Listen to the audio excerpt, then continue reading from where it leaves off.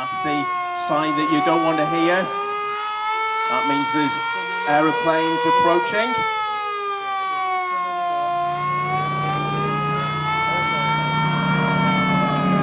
Now, yesterday, some Spitfires. This was the big problem for the Germans, of course. The Allies had complete air supremacy. And these Spitfires and Typhoons really had free will to actually roam the skies of France. Now what the Allies have done is put down a marker to these Spitfires, and this is marking out the station as in Allied hands, the green, and these signal flares would have been worked out with the Air Force.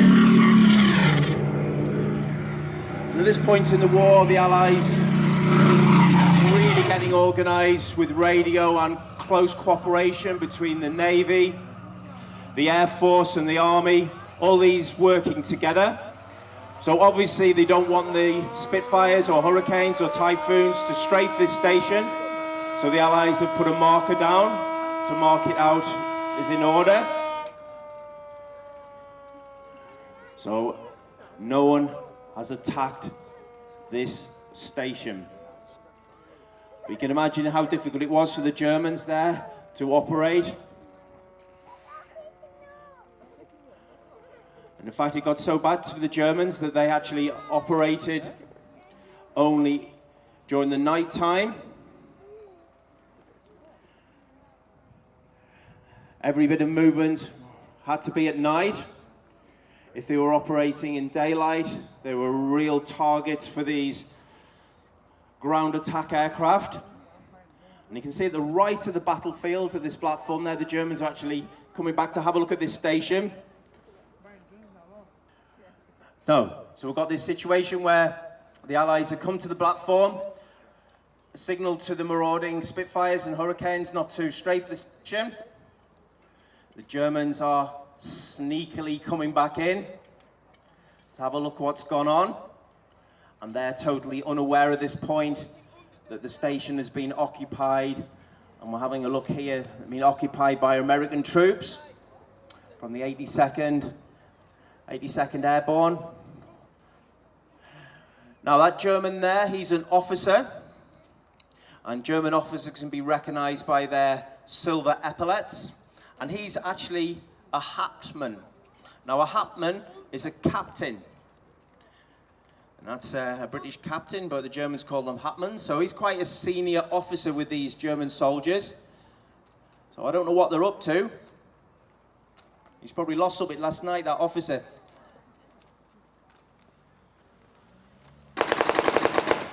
Oh! Hey, they didn't like that, did they? Them Germans did not like that.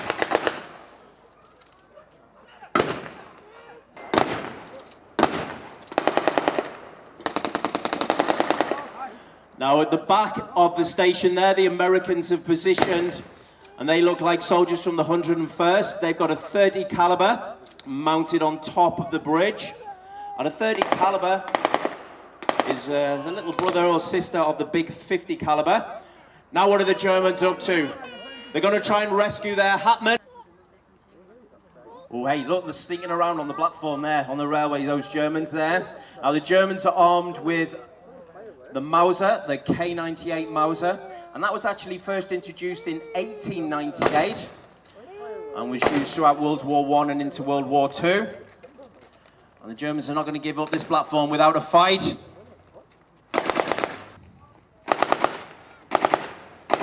Now the Americans retreating under covering fire, and what they're going to use is smoke to cover their retreat as well. Or I'm going to get out of the way.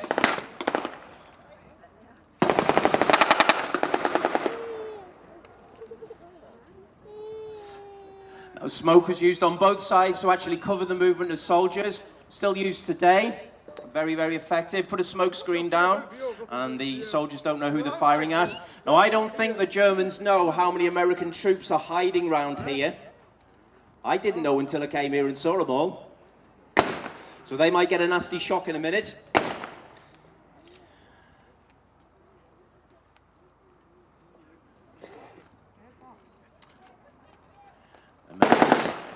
back. And is he pulling these Germans into a trap, perhaps?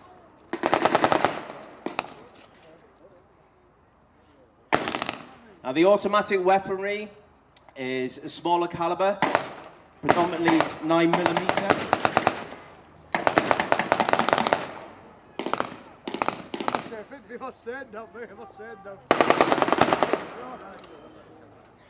Now, the Germans actually making good progress here, forcing these Americans back.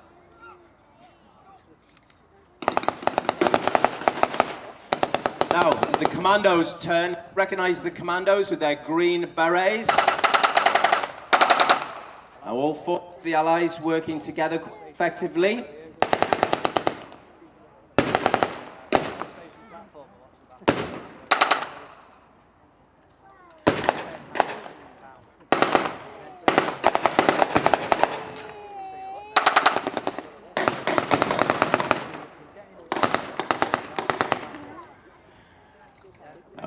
Time for the Allies to be on the back foot.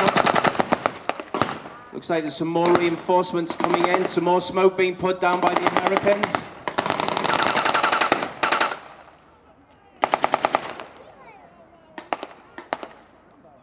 Now then, look, some more German troops reinforcing. Oh heck, that American's been shot. And now to be shot, you'll end up with a wound about the size of your finger, where the bullet enters the body, and where the bullet exits the body will be about the size of a saucer. So this soldier here, he's been treated by medics, and the first job of a medic will be to inject the casualty with morphine, and of course morphine's a very powerful painkiller, and that will hopefully numb the wound, the pain. And then the next thing is to bandage the wound up, because this soldier will be bleeding very, very heavily from the back. Now what are these Americans doing? They're getting over the fence there. Now that's how they evacuate a casualty. You just grab them by the braces and pull them out of the way. Now he'll be taken back to be treated in the French cafe with the French resistance. Now, the Germans here, what are they doing? It's slowly pressing these Allies back. Now that American weapon is a grease gun. We're talking about the British Sten, rushed into production. These grease guns were as well. Now, what are these Americans doing? Oh, they're trying to outflank the Germans. Now, outflanking is a good thing to do, and that means getting around the back of the soldiers if you're attacking them.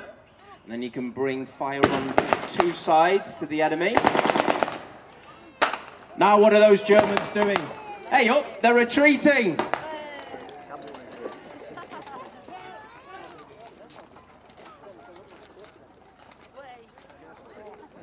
It's just a cunning plan. No, it is just a cunning plan, because I think they're in radio contact and you can see them. Now they're going to radio to the Luftwaffe.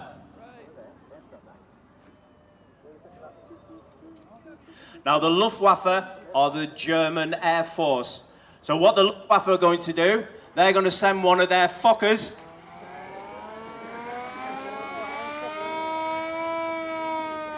to bomb the railway station.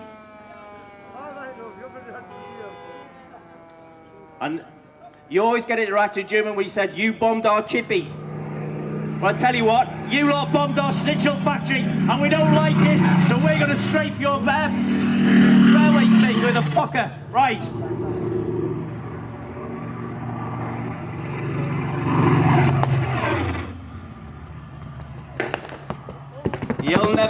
You'll never get it. Now then, smoke's going down, the Fokker's flying overhead.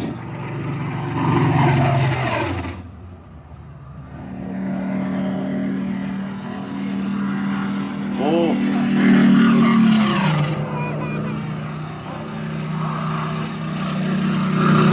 Now the Germans' radios getting out of the way. Now the Allies are advancing again. And the Major's saying, let the Germans come in.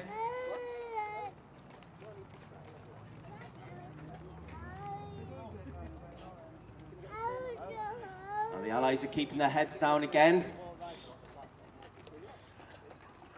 Now what are the Germans going to do?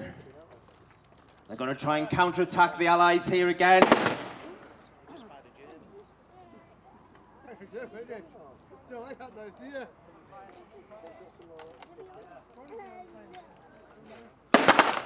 The second counter-attack.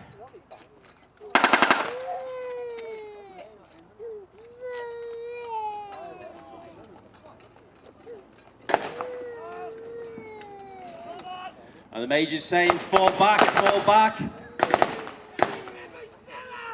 As the Major's got a plan. Now the paratrooper there using his Sten. Now that Sten would have a range of about 30 meters, 9mm caliber.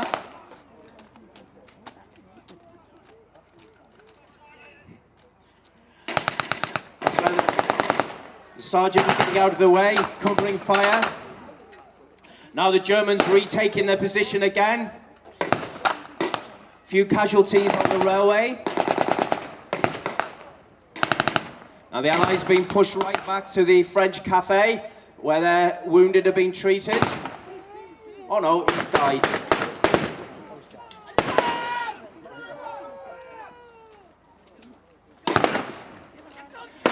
Germans taking some casualties as well. Oh no, those Americans, it looks like they get attacked from the back as well. Hey, how sneaky is that? They got over the fence and went round the back of the Germans. Now, the Germans are in trouble.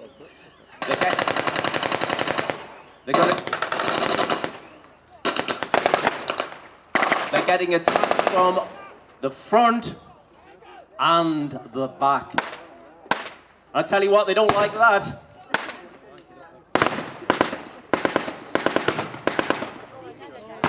Now, look at that big gun, machine gun there. That's a 30 caliber. Now they're going to be using this 30 caliber here. And the Major's saying there, let the Germans come in. Let them come in. So he's going to lay a little trap for them here, I think. Now these soldiers marked out with the red, now they're marked out as reasonably neutral people, and they would treat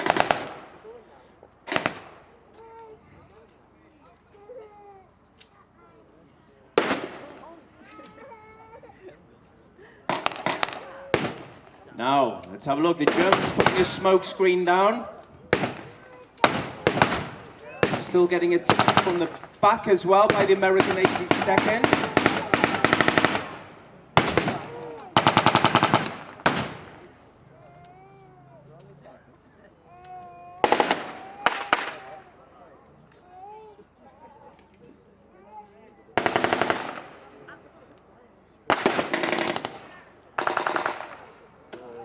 Now the officer there's the Hatman. Oh, there's an American soldier. Is he going to make it back? Oh, hey, what a shame. The 2 meters and he'd been safe. Oh, he's going to get treated.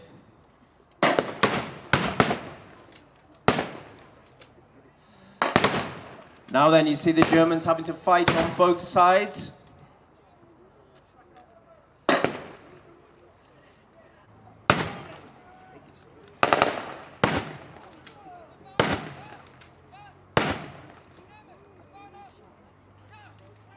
Oh, coming in. Commando down. Germans surrendering. Now the Major's there saying, "Happy Hawk."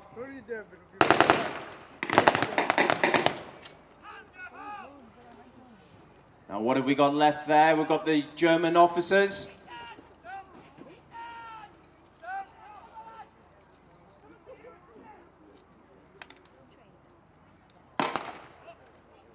Now it's always a difficult point here. Some German prisoners. The German officers, how many? 2 German officers and 1 wounded.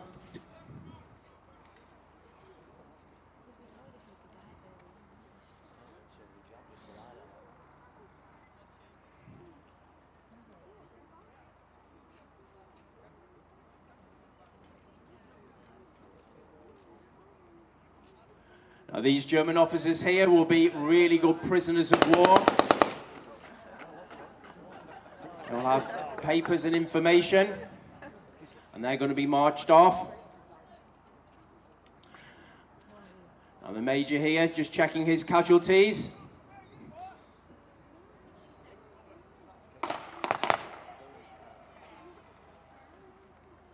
Okay, ladies and gentlemen, it is a victory for the Allies!